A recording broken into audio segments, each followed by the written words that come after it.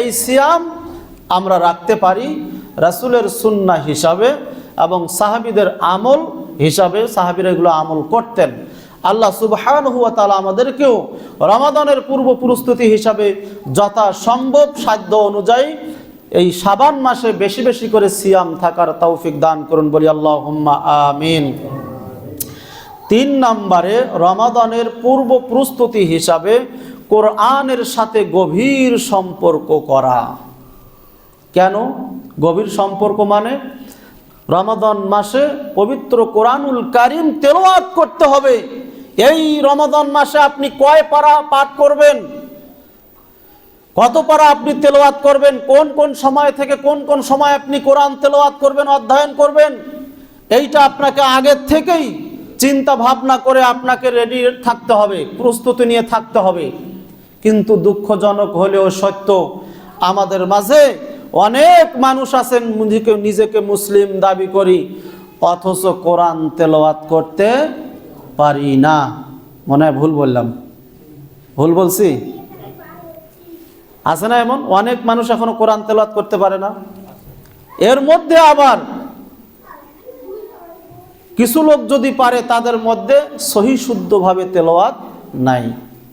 তাহলে কোরআনের সাথে গভীর সম্পর্ক করতে হবে, মানে কোরআনটাকে রমাদান আসার আগেই আপনাকে সহি শুদ্ধভাবে পড়া শিখতে হবে এবং কতটুকু আপনি রমাদান মাসে পড়বেন সেই নিয়াত আগের থেকে নিয়ে আপনাকে করতে হবে। কিভাবে পড়বেন সেটা আপনার ব্যাপার। আপনি প্রাইভেটের মাধ্যমে পড়বেন, ইমাম সাহেবের কাছে পড়বেন, না বাড়িতে আপনার কোনো আলেমকে আপনি বাড়িতে নিয়ে গিয়ে প্রাইভেট আকারে আপনি সেখানে পড়বেন, সেটা আপনার ব্যাপার। দুনিয়াবি কোনো কাজের জন্য তো আপনাকে পরামর্শ লাগে না, কিভাবে করা লাগবে ওটা তো আপনি ঠিকই চিন্তা ভাবনা করেন। ওখানে তো নিজেকে বলেন না আমি মূর্খ। 1 শতক জায়গা আপনার চিরির বন্দর পোরপারে নিতে গেলে, অথচ আপনি নিজের নামটাও সই করতে জানেন না। কিন্তু কোথায় গেলে কিভাবে জমির কাগজপত্র তালাশ করলে, খুঁজলে এই জমিটার কাগজপত্র সঠিক পাওয়া যাবে, কিভাবে নেওয়া যাবে, সেইটা তো আপনি ঠিকই বোঝেন। জমি চাষাবাদ করেন, কখন কোন বীজ দেওয়া লাগে, কি লাগে না লাগে, সব আপনি ঠিকই খুঁজে নেন।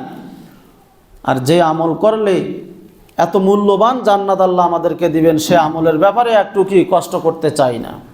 কত অজুহাত দেই, শেষমেশ না পারলে হুজুরের গাড়ি দোষ দিয়ে দিই। হুজুরেরা তো আছে কেলার গাছের মতো, যত দোষ দিবেন কোনো সমস্যা নাই, প্রতিবাদ করবে না, জানে। হুজুরের দোষ দিয়ে আপনি কিয়ামতের দিনে পার পাবেন না। রাসূল মুহাম্মদ সাল্লাল্লাহু আলাইহি ওয়াসাল্লাম বলেছেন, তালাবুল ইলমি ফরিদাতুন আলা কুল্লি মুসলিম। প্রত্যেক মুসলিম নর নারীর উপরে দ্বীনের জ্ঞান অর্জন করা ফরজ। দ্বীনের জ্ঞানের মধ্যে প্রধান যে জ্ঞান সেটি হচ্ছে যে কোরআনের জ্ঞান, কোরআন তেলাওয়াত শিখতে হবে। আমাদের নবী বিশ্ব নবী মুহাম্মদুর রাসূলুল্লাহ সাল্লাল্লাহু আলাইহি ওয়াসাল্লাম উম্মি নবী ছিলেন। তিনি কি লেখাপড়া জানতেন না? কোনো প্রাইমারি, কোনো হাই স্কুল, কলেজ, কোথাও বিশ্ববিদ্যালয় তিনি যান নাই, কোনো লেখাপড়া জানতেন না।